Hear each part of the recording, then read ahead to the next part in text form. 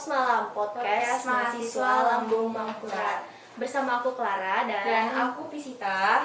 Oh ya Cid, kali ini kita kedatangan salah satu bintang tamu spesial, Putri Kebudayaan Kalteng 2020, Kak Sheila Irvania. Halo Kak, apa kabar Kak? Baik, alhamdulillah. Kalian gimana kabarnya? Baik, Alhamdulillah baik baik juga. Gimana nih Kak, kesibukannya sekarang ngapain aja? Kalau sekarang sama kayak kalian juga, kuliah online semester 6. Jadi kalau aku sekarang sih banyak praktek. Cuman prakteknya lebih banyak ke tugas. Terus sisanya aku kerja dari Instagram. Terus juga ikut endorse segala macam. Dan kurang lebih kayak gitu aja sih. Sama aku sekarang lagi ikut rutin training, ikut nge-gym Iya. per 12 kali pertemuan. Kurang lebihnya kegiatanku cuma kayak gitu aja setiap hari.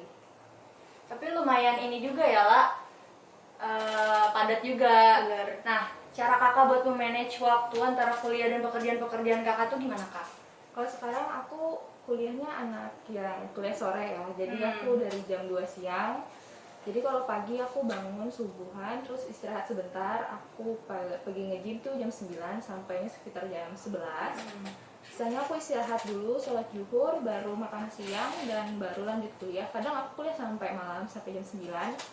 Atau kadang kalau misalkan cuma ada 2 matkul, aku sampai sore aja. Terus sisanya kalau misalkan weekend, kan Sabtu Minggu, baru aku isi kalau misalkan ada pekerjaan dari Instagram, kayak endorse segala macam, baru aku kerjain di weekend gitu.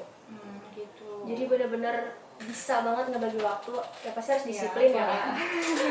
Harus lah. Oh ya, by the Yang way, ada tinggal di Kak sini. Sheila ini tuh mahasiswa Universitas Lambung Mangkurat, jurusan hukum ya Kak? Iya benar, Iya. jurusan hukum. Suatu kebanggaan banget karena Kak Sheila juga menjadi Putri Kebudayaan Kalteng 2020. Nah, ngomong-ngomong tentang Putri Kebudayaan Kalteng, bagi cerita dong Kak, sharing pengalaman Kakak selama menjadi Putri Kebudayaan Kalteng, mulai dari awal ikut kompetisi sampai sekarang kayak gimana sih? Sebenarnya untuk ke ranah kayak ibaratkan di luar dari akademik ya ini ya, aku tuh nggak kepikiran sama sekali. Karena dulu pas SMP kelas 2 aku itu ikut tari tradisional Dayak. Setelah itu aku res 1 tahun, baru aku lanjut ke modeling kelas. Terus aku res juga, baru ke SMA di Banjarmasin di Global Islamic Boarding School. Terus aku kelas 2 ikut duta sekolah dulu. Sebelum aku ikut kayak gini, aku ikut duta sekolah. Terus terpilih jadi juara 1. Itu lomba apa Kak? Apa? Lomba apa? Lomba duta sekolah, Oh, duta. sekolah ya. Setelah itu pas itu berbarengan jadwalnya sama pemilihan Nananggalu Kota Banjarmasin Tahun 2017. Pas umur aku baru 17 tahun tuh. Berarti lomba yang duta sekolah itu awal pertama ikut lomba? Awal pertama ikut yang ibaratnya yang kayak pageant atau yang kompetisi kayak gini dari umur itu, dan dari awalnya dari duta sekolah dulu. Iya. Setelah itu baru aku ikut Nananggalu Kota Banjarmasin, dapatnya juara wakil 4. Wow. Itu pun kalau mereka bilang sih aku yang paling cabai rawit, soalnya aku paling kecil 17 tahun, tapi mukanya nggak kelihatan kayak umur 17. Iya, Kak Sheila ini bukan cuma cantik tapi juga berprestasi ya kan? Iya. Terus setelah itu aku ikut pemilihan, aku res lagi sampai aku masuk kuliah awal tahun. Awal tahun aku ikut pemilihan di Palangkaraya, itu namanya Duta Muslimah Entrepreneur, itu buat pengusaha. Karena saat itu aku baru ikut mulai usaha sama ibu aku, buka kafe kayak gitu kan. Terus aku diwakilkan dari Murung Raya, dari tempatku, ikut dapatnya second runner up, jadi juara 3. Terus aku res lagi 1 tahun, baru pas kemarin baru aja aku ikut Putri Kebudayaan Kalimantan Tengah sama teman-teman dari provinsi lain di Bandung. Jadi dari kecil emang Kakak tuh suka ikut kompetisi-kompetisi gitu? Atau misalkan ada paksaan gitu dari orang tua? Mungkin ada dorongan dari orang Iya, tua juga. Sebenarnya enggak, Atau keinginan karena sendiri. aku tuh kayak misalkan ngeliat sesuatu, aku tertarik, aku mau coba. Oh iya. Kalau aku ikut menari tradisional tuh aku dulu pendiam banget. Aku orangnya di rumah, aku ketemu cowok pun kayaknya takut bisa pingsan kayak malah. Dulu tuh Anak rumahan banget nih. Iya, rumahan banget. Terus setelah itu mamaku tuh kayak, ini anak antisosial banget nih. Terus diajak teman, soalnya kan kalau kita nari ketemu banyak orang, sosialisasi, aku ikut, udah mendingan nih. Tapi akunya orang tua aku agak ada dari bapak itu kurang suka, jadi aku rest lagi, aku 1 tahun ikut. Pas aku ikut modeling itu, aku ngeliat di YouTube. Itu saat itu Kendall Jenner, dia lagi di YouTube kan, kayak catwalk itu. Terus aku bilang sama ibu aku, aku juga bisa kok kayak gitu, aku jalan. Terus pas aku jalan, terus sama aku tuh kayak apapun yang aku suka kalau positif dia pasti Mendukung, selalu mendukung. support. Benar ibu soalnya. Iya, soalnya terus saat itu aku baru ikut kelas modeling, aku di Banjar itu pas lagi liburan ikut beberapa kali pertemuan. Setelah itu baru dari situ sebenarnya kalau aku mau tuh kadang aku nggak terlalu sih kayak, tapi mama aku bilang coba kamu ikut ini kayaknya positif deh buat kamu. Kalau ya aku coba, soalnya kan nggak salah juga, banyak dapat ilmu baru kan kayak gitu. Biasanya dari mama sih yang paling banyak, dari ibu. Kalau dari ayah juga ngedukung juga berarti. Kalau ayah sih, ayah lebih ke akademis orangnya. Tapi kalau setelah melihat kakak sekarang nih udah jadi putri kebudayaan, jadi brand ambassador beberapa produk kecantikan dan lain sebagainya. Gimana tanggapan keluarga kak? Kalau dulu mungkin, kalau dulu ya zaman kita SMP atau SMA, model tuh kan kayak dianggap sebelah mata Ya, ya. benar. Apalagi kan biasanya kan yang nggak berhijab, cuman kan kalau berhijab kayak emang bisa kayak mereka kayak gitu. Terus agak dianggap sebelah mata sih, cuman nggak terlalu sampai yang kayak dijudge atau di pojokan gitu, nggak. Cuman kayak masa sih kamu jadi model, emang ada bagusnya kayak gitu. Iya. Terus aku bilang, padahal kan kalau jadi model kan nggak mesti harus jadi model, kan bisa ikut kayak misalkan contoh ikut pageant kayak gitu kan, dapat ilmu baru yang Iya orang benar. akademik itu belum tentu dapat gitu. Apalagi kan masih umur-umur sekolah Iya, gitu. masih Jadi kecil. kayak dapat ilmu-ilmu dari mana aja gitu Iya. bisa. Karena apalagi kan sekarang modeling itu tuh bisa dibilang sebagai ajang prestasi. Iya benar banget tuh, kayak contohnya Kasela. Terus berarti kalau dari keluarga nge-support juga. Ya, iya. Kalau dari teman-teman juga nge-support juga pastinya. Iya, kalau teman-teman aku orangnya nggak terlalu yang punya sering nongkrong kan, jadi aku nggak terlalu banyak punya teman. Jadi mungkin kalau SMA bisa dihitung jari lah. Kayak yang akrab banget paling cuma berdua. Terus mereka tuh biasanya support terus, cuman aku emang nggak yang terlalu sering. Kalau sahabat kan biasanya sering teleponan, chatan. Aku orangnya bukan kayak gitu, biasanya kalau temu baru rame ngomongnya. Kalau di handphone kadang cuma chat beberapa kali udah kayak gitu. Cuma Ini kak kalau misalnya ikut kayak lomba-lomba tuh ditemenin atau sendiri? Temenin mama atau sendiri? biasanya karena mama yang selalu mendukung, jadi mama selalu deket. Aku bahkan misalkan ada kegiatan sekarang kan di Banjarmasin, kadang foto katalog nih buat salah satu brand, pasti ada ibu aku yang ikut, soalnya takutnya kan kalau ada apa-apa gitu kan, soalnya berdua sama fotografer kan biasanya cowok gitu. Jadi kakak deket banget juga sama Iya. ibu Kak.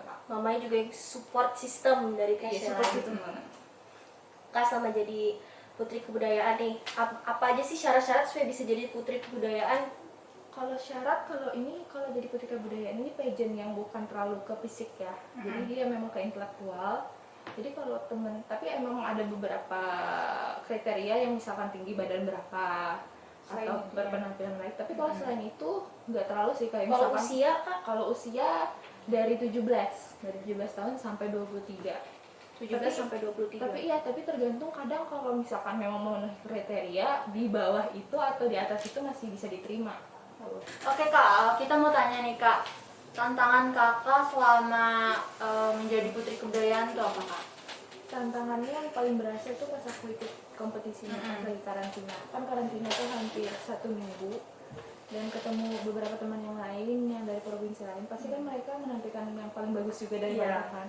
Di situ aku menjaga supaya aku tetap percaya diri gitu. Soalnya kan mereka ibaratkan yang nggak berjilbab itu lebih kelihatan wow, soalnya rambut mereka kan di curly segala macam. Sedangkan aku yang berjilbab itu cuman sekitar 5 orang aja.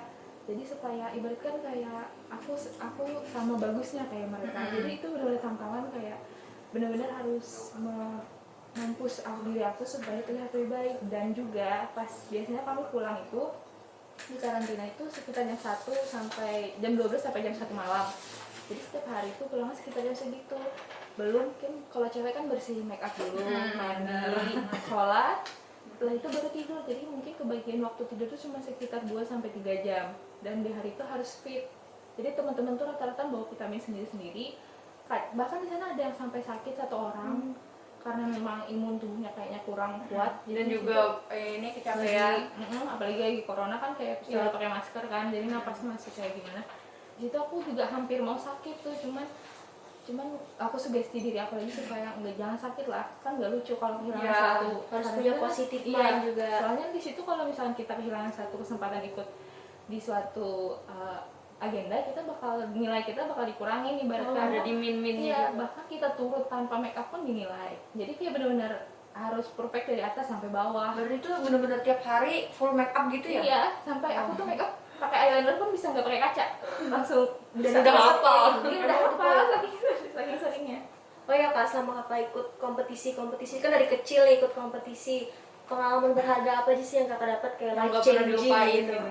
Life changingnya dari aku yang nggak bisa ngomong sama sekali, kayak dulu aku Dulu bakal nggak ngomong pede. kayak gini, bahkan kalau gini kan ibaratnya kalau misalnya kita nggak pakai ini, nggak pakai kamera kan biasa aja ya. Tapi kalau ada kamera, bahkan kayak diwawancara ditanyain langsung tuh gugupnya tuh sampai ngomong tuh nggak bisa, sampai keringetan. Pas di situ aku karena bertahap ya, dari modeling kan memang nggak ada diajarin untuk ngomong, nggak ada dicari table manner segala macam. Dari ikut duta, dari ikut galuh sampai ikut sekarang itu perjalanannya banyak banget, berproses terus, nggak yang stuck di situ aja. Dan di sini setelah aku ikut Putri Kebudayaan itu baru aku belajar public speaking. Salahnya itu di situ. Seharusnya kan sebelum ikut ya. Cuman sebelum ikut itu memang nggak bisa, soalnya aku kan di Prukcaku saat itu nggak bisa langsung ke Banjar untuk ikut workshop untuk pembelajaran. Dan akhirnya aku ambil itu setelah aku jadi Putri Kebudayaan, setelah di nasional kemarin kompetisinya, baru di situ benar-benar terasa perbedaannya. Dan itu pembelajaran yang paling berguna sampai aku saat ini paling merasa itu yang paling ngena. Soalnya kayak aku saat ini bisa bilang sama diriku yang sebelumnya Dari yang kayak malu-malu iya, gitu. kayak Antisosial. kamu ternyata kayak nggak banget gitu loh saya sendirian dulu kayak gitu. Terus dari situ baru aku sadar dan aku baru kepikiran hal-hal lain yang kecil yang dulu aku tuh nggak mikir sama sekali itu bakal berbeda. Ternyata pas sekarang, oh ternyata kamu sekarang sudah bisa menahan rasa gugup kayak gitu segala macam. Itu sih yang paling ngena sekarang. Kak, mungkin orang banyak nanya juga nih, apa sih kerjaannya Putri Kebudayaan? Kalau kerjanya sih kayak memprioritaskan untuk menjaga kebudayaan ya, melestarikan kebudayaan. Kalau aku sekarang lebih, karena sekarang pandemi juga corona, dan aku lebih ke arah sosial media aja. Biasanya sharing dari video atau Kayak Kayak webinar webinar aku gitu. lihat juga tuh. ya kalau webinar sih enggak sih, itu lebih kayak ke personal development. Oh, oke. Kayak kemarin 1 hari yang lalu sama siang tadi aku seminar juga di Wardah, tapi itu lebih kayak ke pribadi sih, bukan ke kebudayaan. Kalau untuk kebudayaan kemarin aku biasanya lewat radio sama yang di Palangka kayak gitu. Kalau misalkan, dan aku sekarang kayaknya concern lebih ke pribadi sih. Kalau dulu kan emang ke kebudayaan, mungkin karena udah ibaratkan udah bukan tahun aku kan 2020 ini 2021, aku biasanya diminta untuk lebih ke personal diri gitu. Jadi kayak lebih sharing tentang kepribadian, gimana supaya nggak insecure segala macam. Oh berarti itu kakak sendiri yang ini, yang jadi narasumbernya Iya. gitu.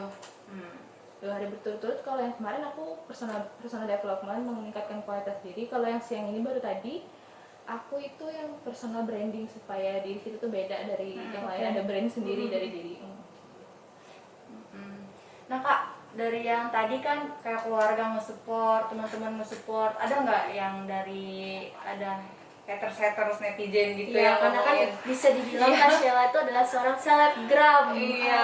Pasti ada aja komentar-komentar yang menganggap. Gimana tanggapan kakak tuh? Kalau aku tuh dibilang selebgram tuh kayak bukan selebgram sih, soalnya kan masih sedikit banget juga, nggak yang sampai banyak banget gitu. Jadi aku lebih suka dibilang tuh, kalau karena aku terima endorse kan kata orang kan selebgram, kalau kayak gitu aku lebih bilang kayak kerja dari Instagram aja. Soalnya lebih suka kalau misalkan selebgram itu kayak bener-bener mengkonsep IG-nya supaya menarik perhatian orang Ya, lain. bener, jadi Akhirnya profesinya dia menawarkan- gitu. Ya jadi profesi. Kalau aku Oh, kakak kan cuma memanfaatkan iya, IG-nya, setengah-setengah sosmednya. gitu. Iya. Terus dari situ tadi Netizen yang ngomongin buruk gitu, yang kena nggak kena gitu. yang netizen itu biasanya ada di Instagram. Kalau misalkan aku post, Sampai di DM. iya di post di Snapgram, cuman jarang sih aku dapet. Kadang tuh cowok biasanya sih. Iya sih, karena cantik kan ya. Iya, Pasti lah ya. Oh jadi yang ini ngerayu. Kalau ngerayu sih enggak juga. Yang kayak head comment gitu kak? Kalau Ada head nggak pernah comment, lihat ya? aku nggak pernah sih dapat yang kayak ibaratkan anonim gitu. Sampai Jarang. bikin down kayak gitu nggak pernah. Jarang, kecuali omongan langsung atau aku dengar dari Dengar orang, dari orang. atau kadang teman sendiri. Kadang kan itu biasanya Paling parahnya gimana tuh kak? kalau sudah kata-katanya? teman dekat kayak ibaratkan kamu gendutan katanya. Oh, jadi main fisik. Body Itu shaming. pas lagi maraknya body shaming di Instagram kan, jadi aku sambil baca juga kan, biasanya teman-teman share juga. Pas aku baca kayak gitu, aku post foto dia bilang aku gendutan.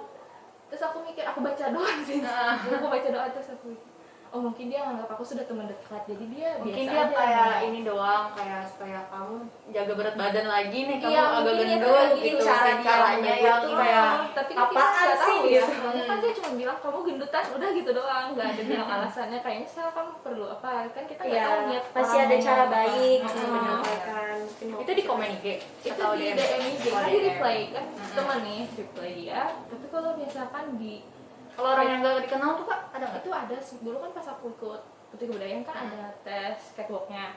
Aku bikin video catwalk, aku kirim ke salah satu pageant itu emang khusus Instagram untuk share hal-hal tentang pageant yang ada di Indonesia. Aku bikin video catwalk karena shootnya video tuh dari atas bukan dari bawah, kayak ini kan biasanya kalau dari Kayak kelihatan bawah pendek kan gitu ya? kan terus dia di komen dia cebol gitu. Cebol atau enggak boncel terus terus aku bilang kayak belum pernah lihat aku asli aja gitu. Ya sih, namanya juga netizen kan Nggak ya. tahu, dan itu pun fotonya followersnya dia nggak following tuh nol, orangnya nggak ada, cuma 1-2 yang dia Oh, follow. jadi fake berarti fake tuh. akun. Emang sih biasa kalau head comment itu tuh dari netizen yang Akun fake nggak berani juga ya kan. Nah kakak nih sebagai putri kebudayaan nih, cara kakak buat mengajak khususnya sobat mahasiswa nih untuk melestarikan budaya tuh gimana Kak? Kalau aku concernnya lebih, kalau teman-teman yang lain kan mungkin ada dari menyanyi, tradisi, tarian juga. Kalau aku lebih kayak ke kerajinan. Kalau di Kalimantan Tengah kan ada kerajinan rotan. Terus aku ajak tuh teman-teman lewat IG aku, biasanya aku bikin video how to style, jadi bajunya ganti-ganti, cuma pakai satu tas rotan. Jadi satu tas rotan ini bisa dipakai di berbagai acara, dari formal. Sekarang kan banyak dari pengrajin di sana itu sudah bikin model-model terbaru, ada yang desainnya mirip kayak Hermes, Balenciaga, segala macam. Gitu. Jadi lebih kayak modern gitu. Jadi aku bilang kalau sekarang tuh tasnya udah bisa dipakai buat sehari-hari, apalagi anak remaja kayak aku. Terus dari situ beberapa ada memang yang tertarik, bahkan ada yang DM, Kak beli tasnya di mana? Biasanya aku taruh juga, aku kasih tahu di ini. Dan kemarin aku ke Palangkaraya kan 1 minggu yang lalu, aku itu kunjungan ke salah satu pengrajin namanya Jawet Mia. Di situ aku videoin semua koleksi mereka, dan beberapa ada yang oh ini ya alamatnya, mereka langsung ke tempat ke sana. Dan untuk harga pun tergantung bentuk ya, tapi yang paling murah biasanya dari harga 100.000 sampai ke Jadi atas. lumayan ini ya, kayak bisa melestarikan budaya jadinya lewat sosmed kita. Oke Kak, makasih banyak nih Kak udah meluangkan waktu untuk datang ke Pos Untuk Malam, sharing tentang sharing pengalamannya. pengalaman, sharing jadi tentang putri kebudayaan gitu, khususnya di Kalimantan Tengah. Oke, kayaknya kita udah cukup dan kita akan tutup podcast kali ini. Terima kasih buat Kak Sheila, semoga selalu sehat, Semoga sukses terus ke depannya. Amin. Buat teman-teman, jangan lupa like, comment, dan subscribe WLM channel. Bye! Bye.